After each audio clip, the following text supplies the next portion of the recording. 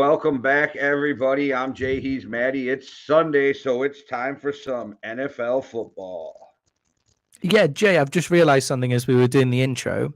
Every show that we used to do when we first started doing this 3 years ago, and thank you very much to all of you who've been watching for 3 years. If you're new, like and subscribe. That would be great. But what I've noticed is that we used to do every show wearing caps, and now we don't do that many shows wearing caps now. We're clearly just becoming more confident in front of the camera and not trying to hide behind the beak.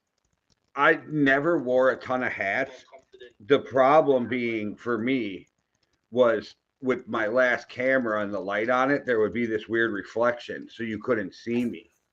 So I started to wear hats during it because it like gave a shadow to where you could actually see my face.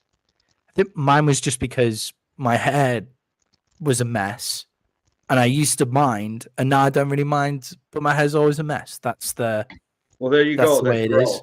That's growth. It's growth. There's growth, you know. Growth in our audience. Just in your hair. Yeah. I mean, have you watched some of these shows, like the fluctuation between like beard, no beard, hair, no hair, locks, like all sorts of shit going on? This weird shit has happened to me over my life, and it's not like I'm some trendsetter or anything. But so, like, in like second grade, I started wearing boxers because my grandpa wore boxers because I thought they were cool. And then literally like a year later, everybody in the United States started wearing boxers. Like you just didn't wear briefs anymore. Or like I'll do weird shit. Like so I started wearing a real short beard. I always keep it trimmed, but I started wearing a real thin beard. And it was all out of pure laziness, right? Because I hate shaving. And then like within a few, like 6 months, everybody in the U.S. had a fucking beard. And I'm like, what the fuck is going on here? It's weird. Trendsetter. Jay the trendsetter. It's just a weird coincidence because nobody gives a fuck what I do. It is. Like and subscribe for more fashion tips from Jay to be ahead of the trends and to be ahead in your betting fixtures as we go into this week. If people in their mid-40s start getting long-ass mohawks next, then I'm really going to be freaked out. That's the next one. Get more views on this stream. Share so we can get Jay's long mohawk out there. Yeah, guys in their mid-40s rocking the hawk. That's our new advertisement targets. Imagine if we did advertisements. Yeah, I could get on those Head and Shoulder commercials with Troy Polamalu. Do you know what? Head and Shoulders was the one that came to my mind as well. We don't have Troy Polamalu do them, obviously, over here. It's just a shame. That hair is perfect anywhere.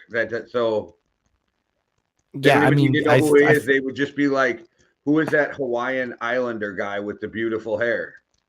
Yeah, I feel like everybody wants to kind of look like Troy Polamalu, right? There's no one who doesn't want to look like that guy. All right, Maddie, should we start out with the Thanksgiving and Black Friday games? Yeah, I hope you all had a wonderful Thanksgiving, and I hope you saved some money on Black Friday, even though it's all a scam nowadays. But, you know, I hope you saved some money. Shit, Saturday's bad enough. I ran to Target to get just some water enhancement. And that store was so fucking packed on Saturday, too. I was like, this is fucking ridiculous. So yeah, well, there was only one good game the last 2 days out of all 4 games, too. Yeah, shame. Well, I say shame.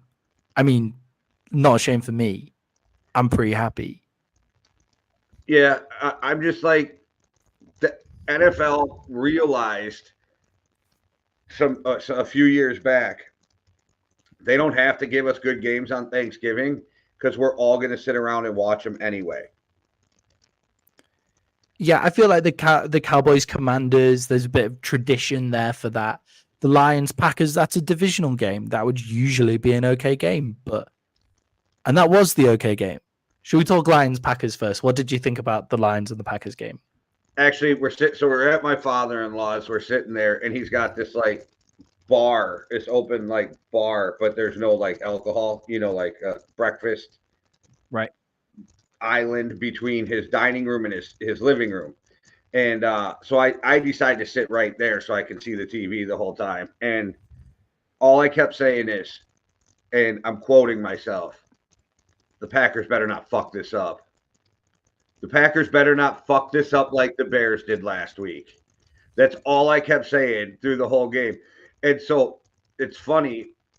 My wife's stepmom, her mother was there. And I hear her go to Jenny, which is my mother-in-law. Oh, I thought he was a Packer fan. She's like, no, I told you he's not a Packer fan.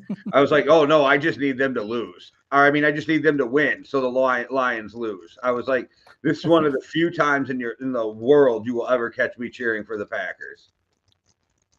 Yeah, and they did do their best to fuck it up, right? Just the Lions fucked it up even more. What I didn't understand watching that game is the Lions are the better team than the Packers. Like, player for player, the Lions are the better team. Why not just play like you're the better team? Like, why are they going for it on 4th down in their own 30-yard line in the first half? Why are they went for it on 4th down several times, didn't make it. And yeah, they got stuffed at least twice. But yeah, I'm telling you, it all goes back to that defense. That defense is so fucking suspect, and nobody wanted to hear it this year. And I kept just watching teams drive up and down the field on the fucking Lions. And I said in our pregame show, for the Lions to win a game, it has to be a shootout because they have no defense. Yeah, I mean, there's also... So, yes, the defense, especially the rushing defense, was terrible. I said that AJ Dillon runs like a marshmallow. Like, he's the biggest guy, who runs as soft as he can. And Jordan he still Love put up... looked like he was a fucking actual football player in that game. That pass defense was so bad. Yeah, Christian Watson came out and played very well. Christian Watson has made some catches that he wouldn't have been making all the way through the season. But the Lions are surprisingly bad, and it's all down to the pressure. They can't pressure the quarterback with their 4 players that they have in their defensive line to start with. So they have to bring pressure, and the secondary is not good enough to hold up in man-to-man or even in zone coverage. If you're having to bring people on the blitz, they can't do that. They're not good enough. So they can't get pressure, and they don't have good enough players on the back end to make up for that. They made AJ Dillon look like how AJ Dillon should look. That's when you've got the body size like that, that's how AJ Dillon should look. The crazy thing is Dillon still only had 43 yards rushing. Yeah. Yeah. He just had another almost 40 receiving, which helped him look better. Yeah. Jordan Love almost okay. So AJ Dillon 14 for 43. Jordan Love 3 for 39 yards rushing. Yeah, and Jordan Love could have had way more. Jordan Love could have taken that another 30 yards when he slides. So he makes they make a big break on 3rd and 1 where everybody bites on the running back, and Jordan Love keeps the ball and he decides to slide, which was weird to me because he would have wasted more time if he just ran further and just protected the ball, carried the fucker in 2 hands. And anyway, but he decides to slide, so he could have had another 20 yards on that run. I got no problem with a quarterback getting down in that situation because as we watched, he was in open field. None of them hold the fucking ball right, and they're in the lead. You're trying to kill the clock. Like, I don't have a problem with it.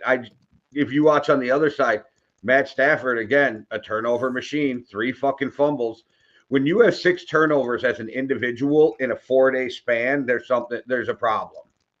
Yeah, Jared Goff, not Stafford, but yes, Jared Goff. Yeah. Well, I'm still old tired, times. Throwbacks. Yeah. I do think the biggest part of this game is down to the coaching, though. Like, the Lions are the better team here. They need to stop playing like they're underdogs in every game. They had a total of 465 yards, 324 yards passing, 140 yards rushing. Their 3rd down efficiency was 7 of 15. That's terrible. They went for it on 4th down. Granted, later in the game, you have to go for it on 4th down, but they went for it on 4th down 5 times and only made it once. A 1 in 5 conversion on 4th down. And some of those are in the first half. And if you don't make those in the first half, you don't have to do them in the second half, but you back yourself into a corner having to do them on the second half. The fake punt within the 30-yard line, which got nowhere near, you were 5 yards back, and then you decide to fake punt. And from there, just punt the ball away, play like you're the better team, and play from out in front. You don't have to play like the underdogs the entire time. And Dan Campbell is to blame for that mentality that they have there. Yeah, can we? I've been biting my tongue all year. Can we stop now with the Dan Campbell should be coach of the year bullshit? Yeah, Dan Campbell's not coach of the year. He's got a good roster in a rocky division. If Kirk Cousins was still upright, it wouldn't be as rocky of a division. But let's not think about it this. You got muted, but think about it this way. The Vikings were dead according to everybody, and the fate of the division is still in the hands of the Vikings. It's no longer, I mean, it's if the Vikings win out, no matter what happens, they're division champs. Yeah, and that's the Lions not putting teams away. That's the Lions not it's coaching. Lions poor play. That's all on coaching. And that game there, yes, their defense is poor, but that game there is on coaching and game management, and that is really poor. And Jared Goff and his turnovers. Like I said, 6 turnovers in 4 days. 3 interceptions against the Bears, 3 fumbles against the Packers.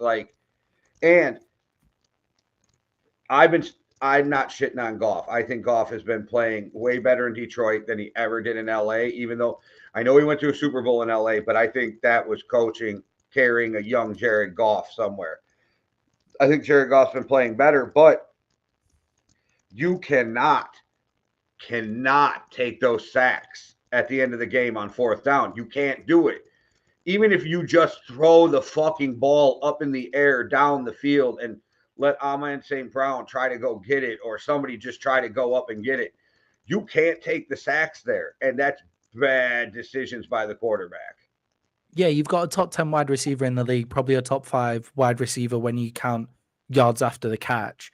Why are you not playing? Like some of the moves that Amon-Ra St. Brown makes, he makes people look silly. So intermediate routes to Amon-Ra St. Brown in that stage of the game is good enough, and he'll make something happen at that point, is what I think anyway. But yeah, poor loss for the Lions. That really poor. It was, I mean, don't get me wrong. It helped the Vikings in every fucking way. Now, would it have been nicer if they would have beat Denver? Oh, yeah. But by them doing that, they still leave it to where the Vikings are 2 games behind them, a game and a half, right? Or whatever, 2 games. Yeah. You beat them both times at the end of the year, and you have you can win this division. And I truly believe that week 17, the Lions are going to take another ass beating.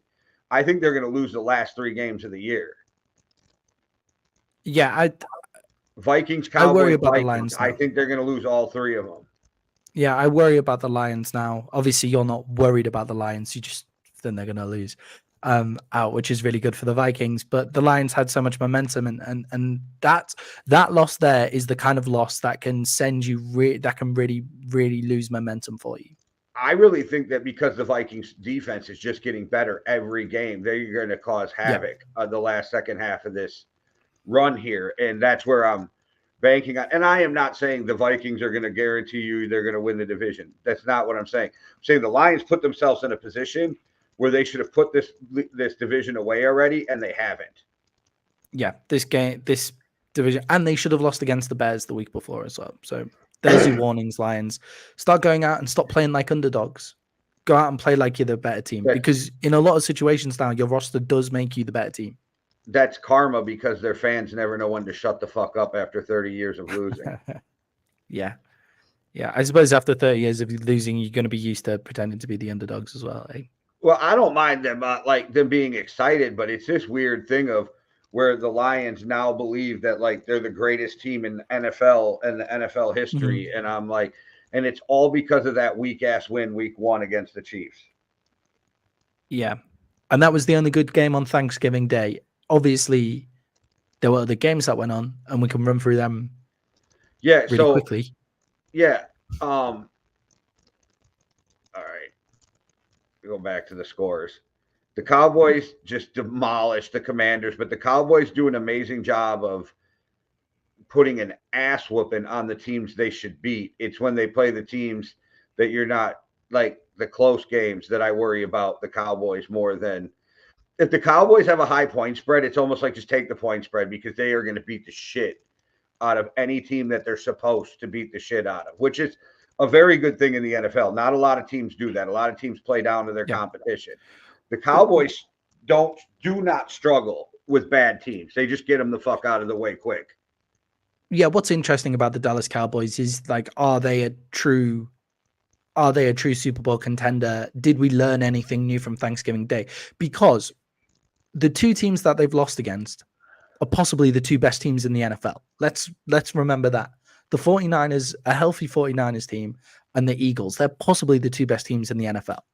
They're the two teams that they've lost against. However, all of the other teams that they've played are total trash. Oh, obviously they lost against the Cardinals, but we've spoke about this. Like, I kind of throw that game out the window. That's yeah, everybody has shit the bed. Yeah, game. Everybody has a shitty F game and that kind of thing. We've learned nothing new about the Cowboys in this win, apart from Tony Pollard can now run the ball hard. So we now have a run game, which is really important going into playoff football. We've also got we're not missing Trayvon Diggs that much, which is an interesting. So I did want to touch that. Interesting question. Want to touch on that. Yeah. You and I kind of had this friendly back and forth where I think I kind of annoyed you, but it's okay. Didn't even let me enjoy Deron Bland breaking the record for 5 minutes. I was praising the fucking kid, and I didn't let you enjoy it. All I was saying is I think this kid's probably better than Trayvon Diggs. He doesn't give up the big plays. He intercepts the ball. He's cheaper. He is younger. You are going to come to a point where he's going to want $100 million after next year, like Trayvon. I know Trayvon got 97, but $100 million. My argument is you ride this out with both of them one more year, and then you trade away Trayvon Diggs. Then you sign Bland because you get that fourth year that's cheap again, and then you go back into a big contract. You get to ride an extra year without a big contract on a younger guy who doesn't give up big plays. So all I was trying to say is 24, you run it back with both of them and hope Trayvon plays as good as he does, and then you trade him for assets, re-sign Bland, because you're going to have to re-sign Parsons. I don't think you can sign all three of those dudes to $100 million contracts. Yeah, that's the issue, and that's where. See, this is what irritates me about the Cowboys. Wait, it's how come one second. I am such a smart ass to you. Even when I'm praising a guy, you took it as I was coming in. No. It was because of what Harrison. Hitman. Yeah, Hitman.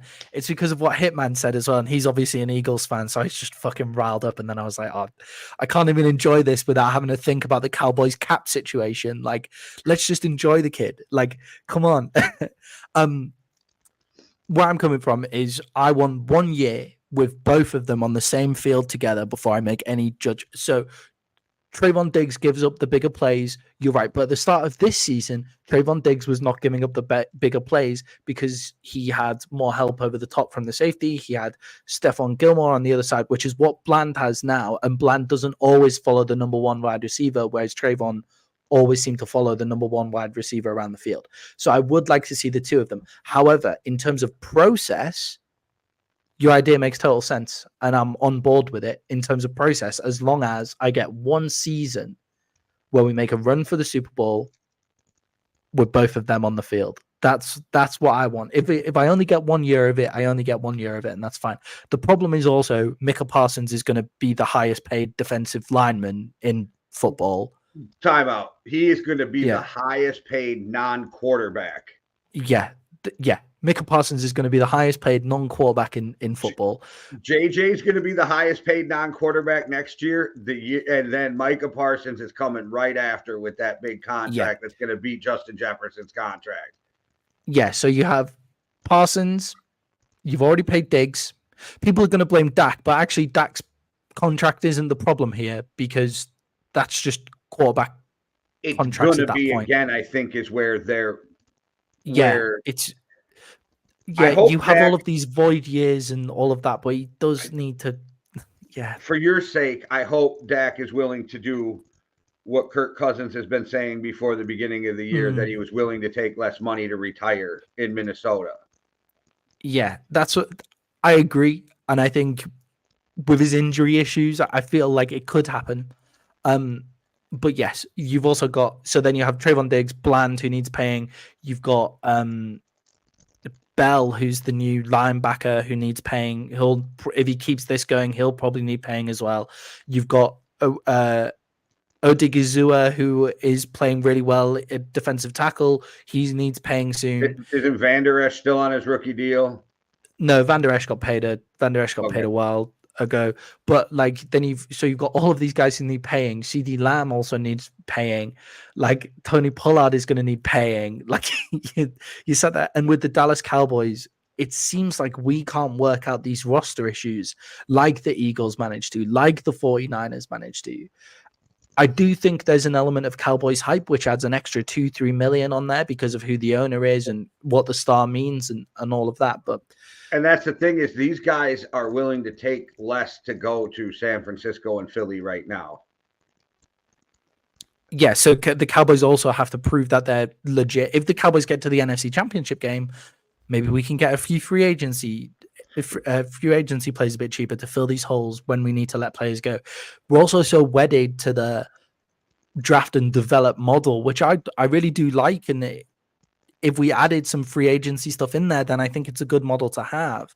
But we're so wedded to that model that he just pays players when we could get free agency players that do exactly the same for cheaper. And then you're able to keep Bland or Diggs, Parsons, Dak. Like you can. Yeah, my whole argument was just, I think it's going to be hard to pay three guys on the defensive side of the ball over $100 million. That much money. Yeah. Yeah. It's the amount of money that they get.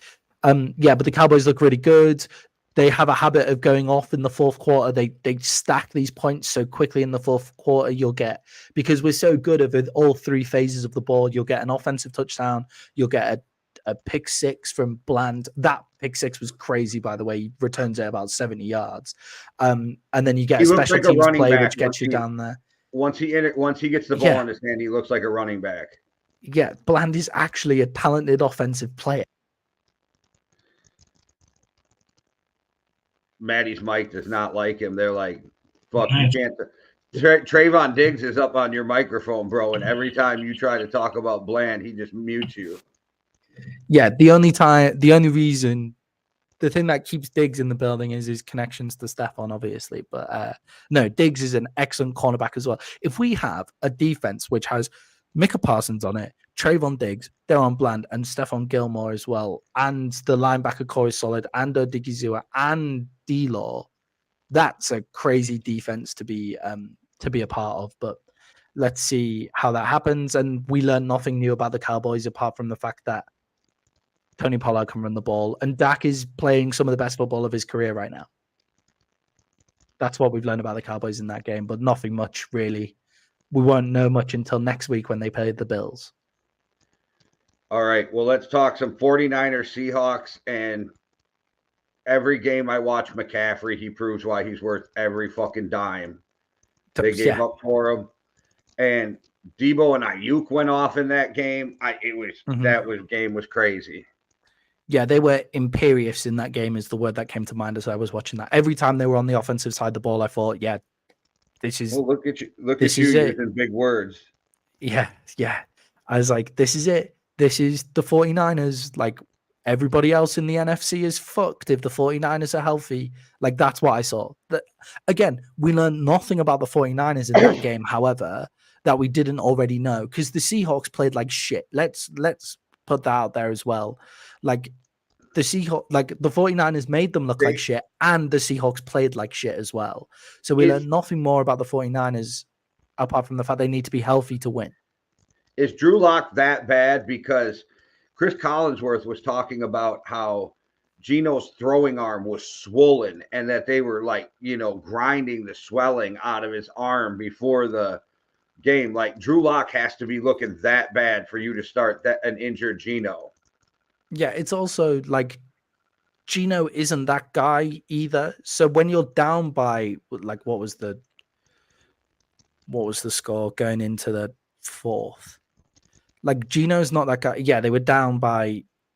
They scored 10 points in the third quarter. To be fair, they were bringing it back in the third, weren't they? But yeah, Geno's not that guy to bring you back from behind. He needs to be in front. So once you get to the point where you're that far behind, is it worth just taking him off and putting Drew Lock on? I don't know. I mean, it's a divisional game. If the Seahawks won that game, they become they're one of the main contenders in the NFC If your West. starting quarterback's throwing arm is that swollen, like what does it say about your backup quarterback if you're not willing to go there? Yeah, I'm amazed that there's so many teams carrying so much shit a backup from the start of the season. Like fair play teams like the Giants, who've had Daniel Jones. Wow, you're not allowed to talk about anybody in the NFC East. Like, as soon as that shit happens, your mic says, fuck you. Okay, this is the last opportunity with this mic, and then I'm switching mics if it's not going very well. I've stopped bringing my stand around with me because it's a big metal thing, and I keep on getting stopped in airport security, so I have to hold it now, and then the lead is getting annoyed. But okay. This is the last chance, and then I'm talking like I'm underwater on my headphones instead. But yeah, fair play to the Giants. But yeah, Drew Lock must be looking like shit, and I'm so surprised that there's so much shit going on. The 49ers, if they stay healthy, are the best team in the NFC, and we've learned nothing more. I told you, I think they're the third best, or I think the 49ers and the Eagles are the best two teams right now. Well, the Eagles, 49ers, Chiefs, and then Cowboys. That's what I think. Yeah. The power rankings of your top four in the NFL are right now. Yeah, and everybody at the start of the season was saying that the AFC is going to be so much better than the NFC because of the quarterback battles. Well, in the NFC, it's if you have a half decent quarterback, if you have a serviceable quarterback, top 15 guy, and an excellent defense and excellent weapons around them, then we're good. It's a weird year. It's a weird year for quarterbacks too. There is a lot more injured this year than we're used to. Yeah, that's true. I mean, the Bengals look like they could have been starting to get up there with Joe Burrow there. Teams like that as well. I think that you've missed the Ravens out there maybe as one of the teams that maybe they're fifth, maybe they're fourth. I think they might be better than the Cowboys. I don't know. I trust the Cowboys defense more. Yeah, that's a fair point. The Cowboys defense is excellent. Do you want to talk about the Jets against the Dolphins, or should we just say the Jets are terrible? Epic ass whipping. And what is it? Todd Boyles? Is that the fucking backup? He didn't look any better than Zach Wilson. So I think you're fucked no matter who you. And again, I think we said this last episode or last podcast. Should have resigned Mike White. Should have resigned Mike White. There's also the point of you've got however old Aaron Rodgers behind a shitty offensive line. Why didn't you sign a quarterback at deadline? Like all of that kind of stuff. If you knew Zach Wilson was this bad, this wasn't the time to drop it. Like the time to drop Zach Wilson was 5 games ago while you had the trade deadline still. But Zach Wilson started playing just well enough coming up to the trade deadline. So now you just keep Zach Wilson in the entire time and see if he gets anything else going. But Todd Bowles, like he's not it. Yeah, Boyles had 27 for 38, 179, 1 touchdown. Wouldn't have been horrible, but then 2 interceptions. And then Breece Hall was 7 for 25. I mean, the top receiver is Garrett Wilson at 7 for 44. Like they had offense. Yeah, they're really wasting a lot of talent right now in the Jets because Aaron Rodgers is injured. But that's unfortunate for the Jets. But I mean, is it unfortunate for the Jets when you have an old quarterback behind a shitty offensive line? Should you have known to have a better backup quarterback, or at least a veteran backup quarterback, or a decent third, like behind Zach Wilson? You know, like a fucking Joe Flacco or some ridiculousness like that. Yeah, and I'm glad nobody else went out and got him, but there was a lot of people that could have went out and said, hey, I'll give you a 5th for Josh Dobbs, because the Vikings literally got him gave up a 6 to get Dobbs and a 7th. So all they did was swap rounds to get us to get Josh Dobbs. So it's not like he was expensive. Yeah, it's the fact that Wentz would have been the one where I would have gone, this could be fun. Like stick him in New York where he's got loads of weapons, see what the fuck happens. Like if he's a problem in the locker room, well, we're fucking terrible anyway. And it's not like Zach Wilson's a leader and we're going to get rid of him anyway because Aaron Rodgers is coming in next year. But he's on the Rams, so you would have had to trade for him and you can't trade for him. So well done, Jets. Good roster building. Miami looked good against a very good Jets offense. I think that's fair to point out as well. Like Miami really turned it on this game. All right. Well, let's run through some of today's slate. And we'll start with the New Orleans Saints traveling to the Atlanta Falcons. The Saints are favored by 2 on the road against the Falcons. Yeah, there's some games today where I'm like, do you know what? Like that could be a sneaky good game, and this is one of them.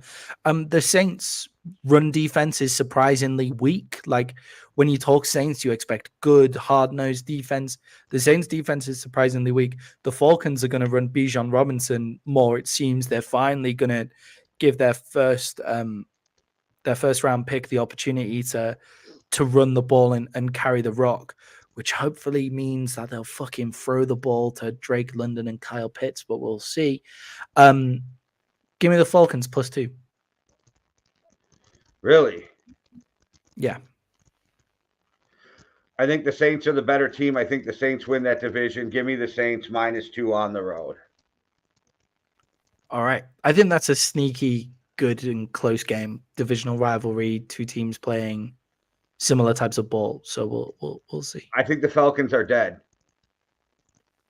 All right. I do. I think that they've had so much shit go on. I just think they're at a point where and I hope not, but this is the point of the year when the records get like this. You start seeing players pack it in, and I'm afraid for the Atlanta Falcons that's what we're going to start seeing. Maybe I'm wrong. Do we know who they're starting at quarterback? Has Taylor Heineke kept the job, or is Desmond Ritter taking it? I'm looking right now. Yeah.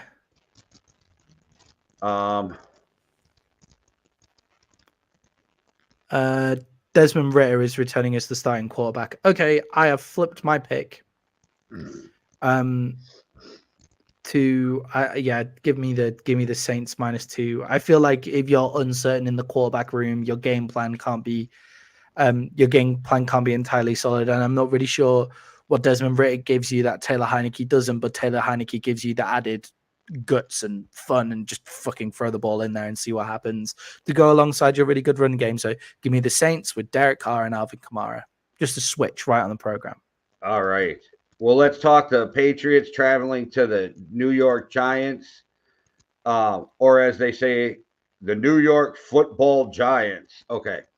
The Patriots are 4.5-point dogs on the road. They're favored. I don't have faith in the Patriots to do anything. I think they have bad quarterback. Their offense is not great. Their defense is pretty good, but suspect at times. And I know this is going to sound crazy. Give me Tommy DeVito in the upset, riding high off his good performance, doing just enough to get past the bad New England Patriots team. Who's better, the Patriots or the Washington Commanders right now? Oh, fuck. Before the trade deadline, I would have said the Commanders in a heartbeat. I just don't know. And I'm watching they got the TV on in front of me with the sound off. Shout out Rob Gronkowski, guaranteeing the Vikings make the playoffs right now as we speak. Okay. So, but I don't know. I don't know because of after watching the Commanders with 0 pass rush, I got no faith in the Commanders defense anymore. I feel like they're both probably equally as shitty. Yeah, but the fact that it's that close, the Giants just beat the Commanders 39-19, 31-19. So I don't get this point spread. Look, I'm not going to say that the Giants are going to beat the Patriots. I think I'll take the Patriots to win the game, but I don't think they'll get up by 4.5 points. I don't think they have the offensive weapons to get up by 4.5 points. I do think they have the defensive mindset to make Tommy DeVito's life a fucking misery back there. This is going to be, what's the over under on it? Do you have it like right there? It is 35.5. Yeah, under on the 35. That's actually really close on 35. Oh shit! I was hoping for like 39. No shit. Give me 35 under. Still give me the under. I feel like this could be a 9-10 game. Oh yeah, this is one of those games where I'll just be checking the score. I'm not going to be watching that game, I'm sure. Yeah, I'm sure they won't pop up in red zone for me much. All right, so you're taking the Giants plus the 4.5. I'm taking the Giants plus the 4.5. What I want to know is what the fuck is Bill Belichick doing with Mac Jones? Like, what games is he playing? Like, not naming a starting QB. What's your other options? Bailey Zappi was fun, but he's not better than Mac Jones. Yeah, and it doesn't give you some kind of weird, they have to prepare for both quarterbacks, because both quarterbacks are like play pretty much the same game. It's not like they're different style of quarterbacks. So you and I were talking before the show, unless they're putting Malik Cunningham in there, I don't understand the not naming the starting quarterback. Yeah, he's not even on their depth chart, though. Like, he's not on their depth chart, a quarterback. They let Will Greer pulled go. him up. They pulled him up off the practice squad a week or two ago. I don't know if they dropped him back down now with the way you can move people back and forth now on the practice squad. No, they dropped him. They dropped him back down, so he's now not on the depth chart at all. So it was Bailey Zappi, and it just made no sense. Bill is really doing his best to fuck that shit up like really hard. He's just going sack me. He's already planning on his run to the Cowboys. Stop it. It would be crazy if he got sacked after losing a game against the Giants, considering his Super Bowl losses I don't think against they Eli will Manning. ever disrespect him by firing him mid-season. And when Robert Kraft does decide to fire him, it's going to be a mutual parting of ways, is how it will be reported. Yeah, the Giants could fuck the Patriots over either way here. Like, if they win, that's really bad for the Patriots. If they lose, they're going to get a higher draft pick than the Patriots. So it's win-win for the Giants, and it's all bad for the Patriots. All right. Well, Carolina's traveling to Tennessee. Tennessee is only favored by 3.5 at home over the Carolina Panthers. Yeah. Will Levis against Bryce Young, an interesting conversation. I think Adam Thielen is personally going to have a really good game against this Titans secondary, which obviously should be a worry for you, considering we're playing each other in fantasy right now. And I've got Adam Thielen on my team. You mean your fucking cheat code because you have half the fucking Dallas Cowboys starting in a game that was just so ridiculous.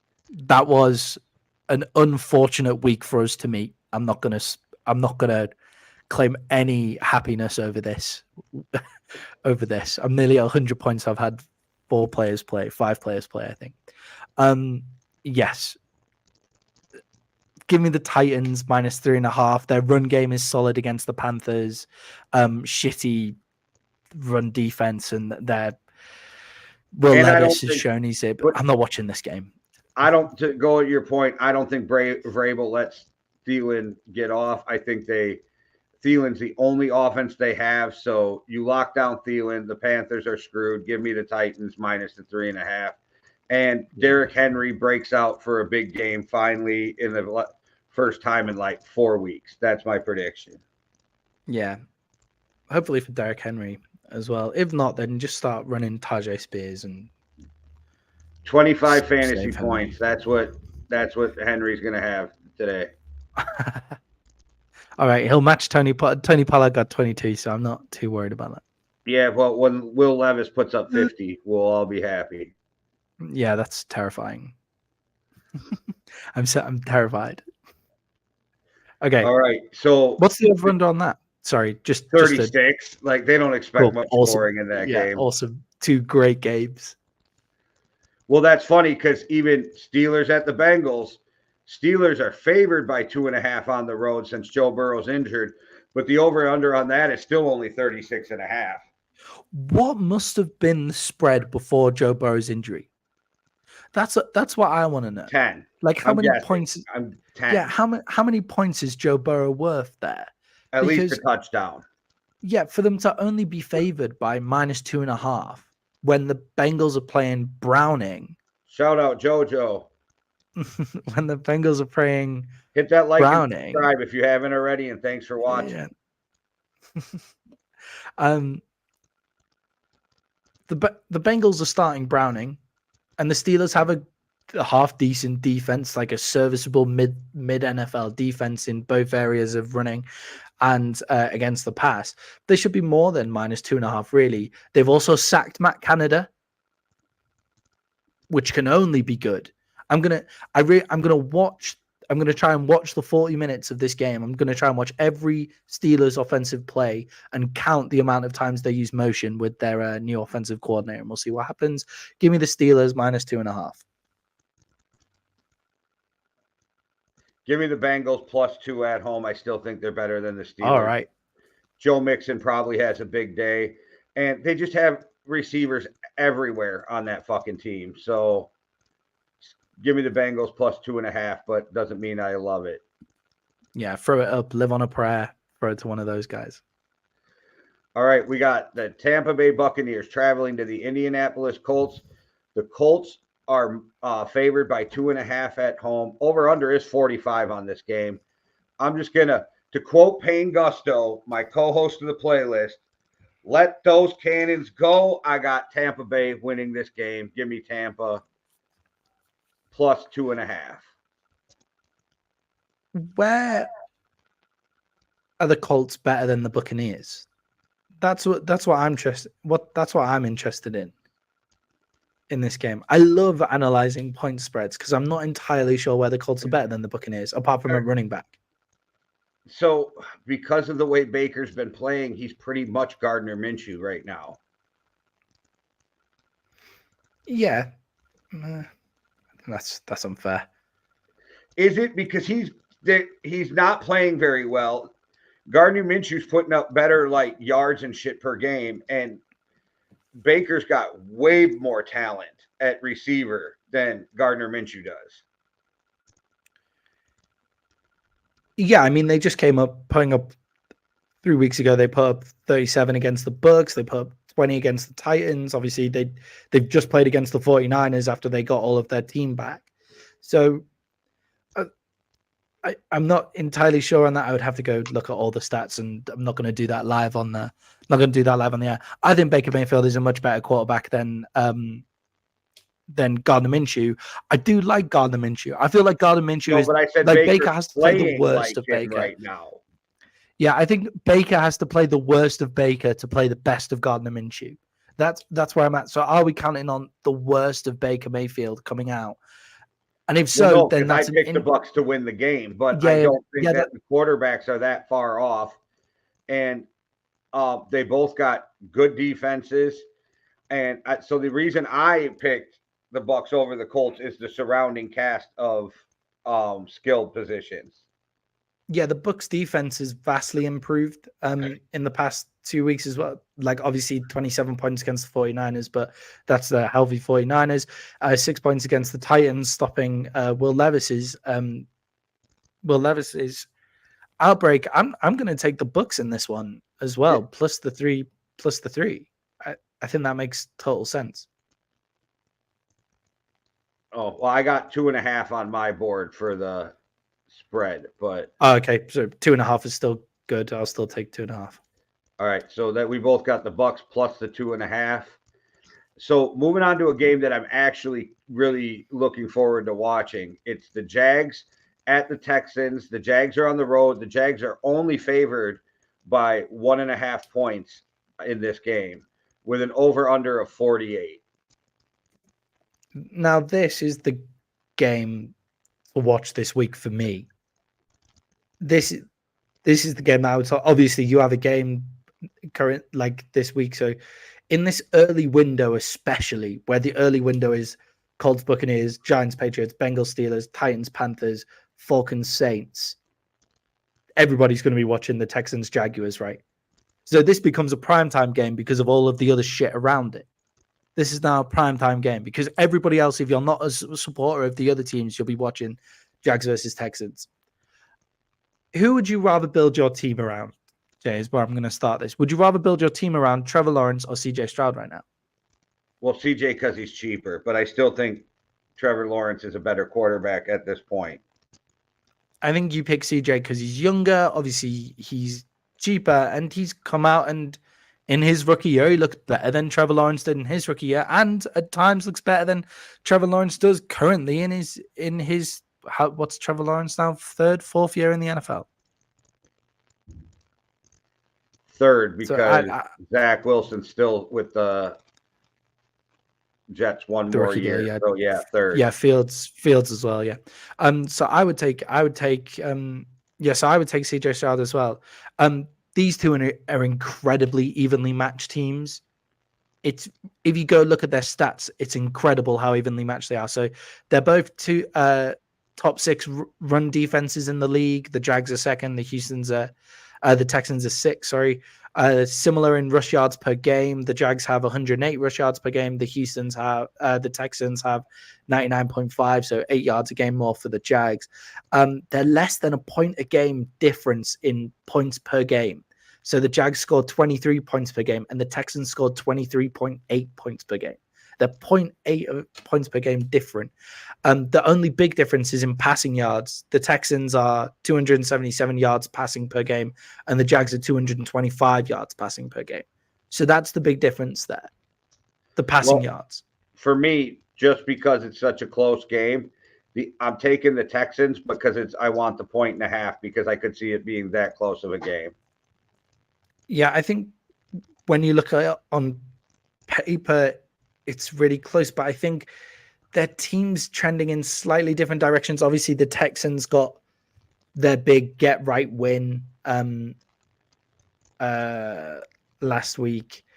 But at the start of the season, the Texans put it on the Jaguars. The Texans won 37 points to 17 at the start of the year in Jacksonville. Give me the Texans in this game. Yep. There we go. Just sticking with picking each other, the same team. Look at us. You picked the Jags. No, I said. Oh no, we both picked the Texans. Sorry, yeah. Because I want the point. Sorry, I thought the Texans were. I thought the Texans were favorite, but they're not. No, so I take the Texans also, and we'll travel our way down to Phoenix, Arizona, where the Arizona Cardinals take on the Rams. The Rams are only favored by 3. I think that's ridiculous. Yeah. The Arizona Cardinals are bad, just like really bad. The Rams have Matt Stafford back.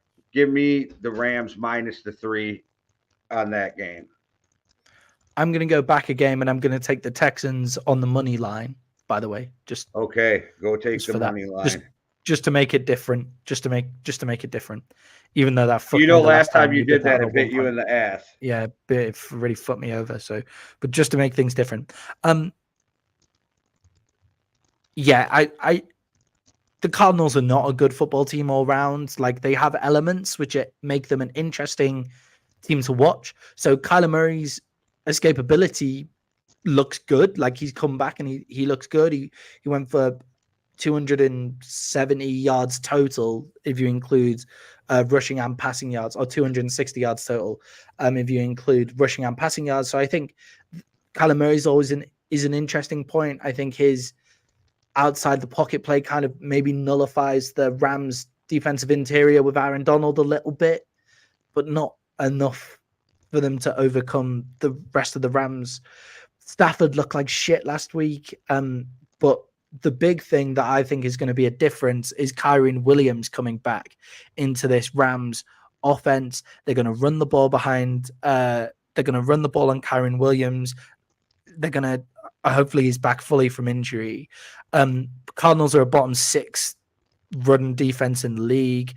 Williams rushed for over 150 yards the last time these two played each other.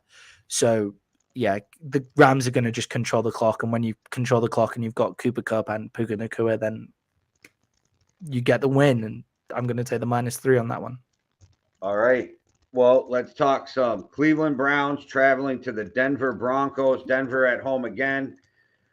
Denver's favored in this game, -2. Yeah.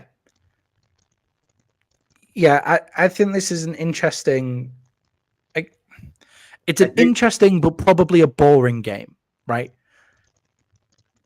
I don't know. Like, that Browns defense is so good. I don't know how Denver's favored in this game. Yeah, and it's not like DTR looked completely unserviceable at quarterback. DTR has now got a win. As a quarterback, I mean, he threw for under 200 yards, but the Browns have got a decent run game through Ford as well. They've got that. However, the Broncos defense has looked really fucking good since they let up 70 against the Dolphins. The Broncos defense has been one of the top 10 defenses in the league since then. So it's not like the Broncos should be totally written off. And Russell Wilson is, I'm sick of hearing, we spoke about it last week, but I'm going to say it again. I'm sick of hearing Russell Wilson is back. He's not back. He's just not playing losing football anymore. Russell Wilson is playing the game he should be playing because his ability is not where he was in Seattle. He's not game beater Russell Wilson. And against this Browns defense, he's going to struggle. I don't see them getting out ahead. I think it's going to be a close game, in which case I'll take the +2 on the Browns. Well, there we go again. Give me the Browns because I think that the Browns are the better team. But you know what? Give me the Browns in the money line. That's how much. The Browns don't win games this year because of quarterback play. They win it because of running the ball and playing defense. That doesn't change for me. So give me the Browns in the money line. Yeah, fucking Deshaun Watson looked washed anyway behind that line. So Deshaun Watson's played one good half of football since being a Brown. So DTR doesn't make too much of a difference. All right. The game that a lot of people think is the game of the week, Buffalo Bills traveling to the Philadelphia Eagles. The Eagles are favored by 3. The Bills need a get-right game as we watched what was going on the last few weeks with the Bills. The over-under is 49 in this game, so they're expecting some scoring. I still think the Eagles are just the better team, so I don't even care about it's only 3 points either way. Give me the Eagles -3 in this game. I don't think it'll even be that close. Yeah, so I guess I wonder how good are the Eagles really? Like, they're the best team in the NFL. It's something that we've spoken about. They win games by 1 score or less a lot of the time. But that's exactly what you need to do when you play that type of football. At the end of the year, they're like, well, they only won those games by 7, so we're going to give the Super Bowl championship to somebody else. Yeah, exactly, which it's a really ridiculous way to do it. Obviously, the Eagles have had one of the easiest schedules in football. I watched the Vikings win 13 games last year with a fucked point differential. Yeah, it's pretty wild. So it does make you wonder how good are the Eagles really. They play down to opposition is kind of what I've noticed. Yeah, they play down to opposition is what I've noticed in the Eagles. But how good are the Bills really? I mean, Josh Allen is the 2nd ranked QB on PFF. I'm not entirely sure how. I do like PFF's rankings and I trust them a lot. I don't really get. I like that they go with the metrics, but sometimes they say the PFF ranking is this, but actually I don't think he's as good as the rankings suggest he is. So, okay, that's fine. Jalen Hurts is ranked 12th, so I guess make what you want of that. But against this Eagles secondary, I think the Bills are going to rack up a few points. They had a get-right game against the Jets last week, but where they scored 32 points. I think the Jets defense, though, is starting to just say, fuck this. Like, we're spending too much time on the field. We're not getting any wins, so people are going to start blowing out the Jets a lot more. Bills, the biggest stat for me, though, is Bills are bottom 15 in the league in rushing yards allowed. So they're in the bottom half of the league. I think Swift is going to have a big day. I think the Eagles' offensive line is going to really win in the trenches. Give me the Eagles to control the game, and they're going to get a gritty 1-score win, but they'll be more than -3. All right, Chiefs traveling to the Raiders. The Las Vegas Raiders at home. They're dogs by 9, so you got -9 for the Chiefs. Sounds about right to me. Like, I know the Chiefs haven't played their best football yet. Even I watched New Heights podcast this week, and Travis Kelce was talking about how he's playing his worst football right now. Yeah. But Andy Reid, that team, they always get it figured out. And I still think right now they're the 3rd best team in the NFL. So the Raiders, you've been playing well under Antonio Pierce. I think you may have found the right coach for that team. But I'm still going to take the Chiefs -9. How long is it now since the Chiefs scored in the second half of a game? Let's just look that up really quickly. One. Did they get any against the Dolphins? No. Yeah, so the Chiefs haven't scored in the second half of a game. I think it's now 3 games in a row where they haven't scored in the second half of a game, which is just an interesting stat to throw out, which makes the -9 a pretty big points differential because they're not a high-scoring team, this Chiefs team. I'm interested in the over-under on this one for it to be -9. 42.5. Okay. So I actually put the Raiders +9. And then I found out that Max Crosby was doubtful, which makes a lot of sense as to why the spread is -9 if Max Crosby isn't going to play. I still don't think the Chiefs are going to get it quite right. I think they're going to play a lot better, and I think the Raiders are going to play really hard. I feel a lot better about this if Max Crosby is playing, but give me the Raiders +9. Chiefs to win. All right. Baltimore traveling to the Chargers. Baltimore's favored -3 on the road at LA. How the fuck is this only -3? Yeah, I don't know. I'm just going to say you can give me the Ravens right now because I think they win by double digits. Yeah, this is my bet of the week. This is if I was a betting man, which I'm not, I like to tell people how to bet, and I like when they tell me if they won money on my bets and stuff like that. So comment if you won money using our bets. Subscribe if you have done that. Subscribe if you are going to use our bets. So comment if you win money using us. Don't comment if you lose money because then that'll make us feel really bad. But it'll make the Ravens feel bad. I'm an American. I could give a fuck about if you won or lost. The Ravens should be way more than -3 favorites. They're top 5 team in the NFL for me. They also run the ball, which the Chargers can't defend. Odell Beckham looks good. Rashad Bateman looks good. Lamar Jackson looks good. They've got Mitchell in the backfield as well as Gus Edwards now. Like, they're too much for the Chargers to handle. Brandon Staley should be out of a job by the end of this week. Maybe they'll keep him until next season and figure it out there. But I think if you give Kellen Moore a trial period now, like it can't really get much worse is where I look at it. Give me the Ravens -3 here. Yeah, I'm with you. All right, so then on to Monday Night Football. We got the Chicago Bears traveling to the Minnesota Vikings. The Vikings are favored by 3. If Cousins was playing, I would be like, this spread better be like 13. But Dobbs makes me nervous. He is a good backup, but I like the way the defense is going. I know they keep saying Justin Jefferson's questionable. He could play. I don't think he's playing this week. Because we go into the only reason is because we go into our bye after this week. So I think it's another 2 weeks to get him healthy.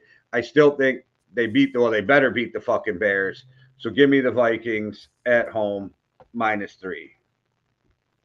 Yeah, there's also no reason for him to play this week. Jordan Addison is playing good enough football. The Bears don't really get a lot of pressure. With Sweat, they've been starting to get a little bit more, but not really enough more to make up for their defensive woes. And I think if you give Josh Dobbs time to throw, he can throw the ball. He's also the lead rusher on 2 teams in the NFL right now. He's still the lead rusher for the Cardinals. That'll probably get broke by James Conner this week. He's the lead rusher for the Vikings as well, which is just quite interesting because of what a shit start Alexander Madison had and the fact that Cam Akers, which he finally is getting benched. He's getting benched, but he looked a little better, but not Tyson Chandler better. And Cam Akers blew out his Achilles that he blew out. So it's interesting that Dobbs is a leading rusher on 2 different teams in the NFL. NFL media is going crazy for Justin Fields this week, saying he's looked amazing since he's come back. I think Justin Fields has looked the same since he's come back, where I like what he can do if you build an offense around him and you want to run the ball and you don't play from behind at all because he won't bring you back from behind. Anything exactly, because you can't come back from behind, so you've got to be playing in front the entire time. And he diced up some zone against the shitty team. I can't really remember who it was. He's not going to do that against the Vikings defense. This Vikings defense is excellent. Like, he'll probably get 100 rushing yards still, but that's not going to win them this game. The Bears don't get enough pressure on Dobbs. Give me the Vikings -3. And I don't think he even does that well rushing because we send around a lot of run blitzes and we make running backs have a problem in the backfield, which I think is going to give Justin Fields havoc. And also they've been great at setting the edge and not letting running quarterbacks get outside of the tackles. So as long as that keeps up, I have a lot of faith in what Brian Flores is doing. At the point spread, I think is kind of even low. So, but you never know what the fuck will happen. I'll be so mad if the Vikings lose to the Bears, but give me the Vikings at home -3. Yeah, is Brian Flores one of the best defensive coordinators in the league? Yeah, absolutely. I think the turnaround in this Vikings defense shows that he's one of the best defensive coordinators in the league. I mean, you've got a few up there, like obviously Dan Quinn. You've got up there really high as well. But I think any team would be happy to have Brian Flores as their defensive coordinator. Actually, the better he coaches, the more and more worried I get that he's going to get a head coaching job in the offseason.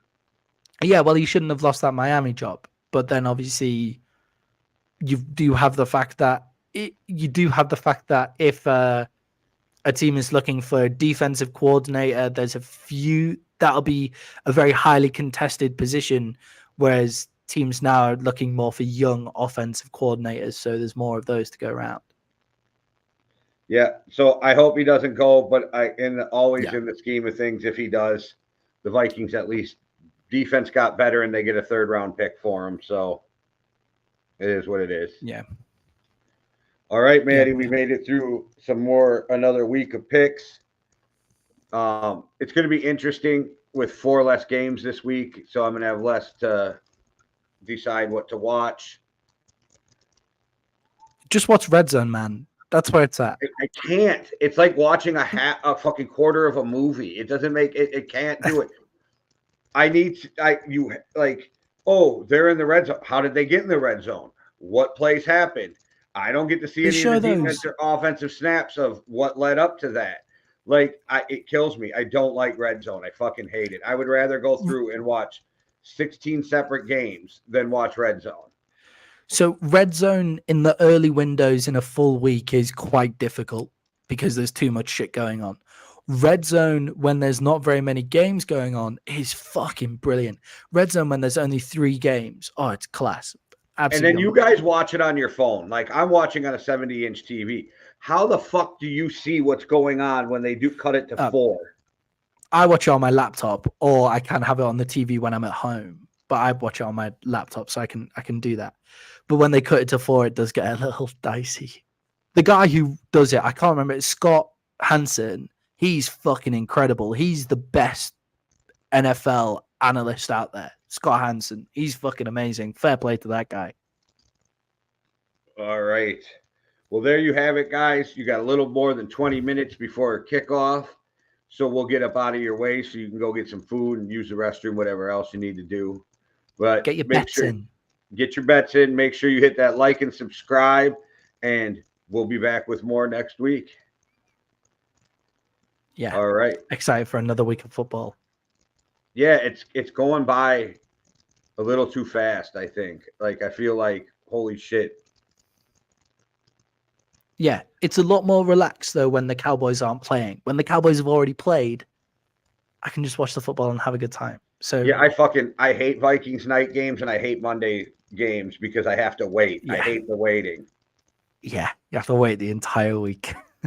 So, all right, guys. Thanks again for watching. One world, one love. Deuces. Cheerio.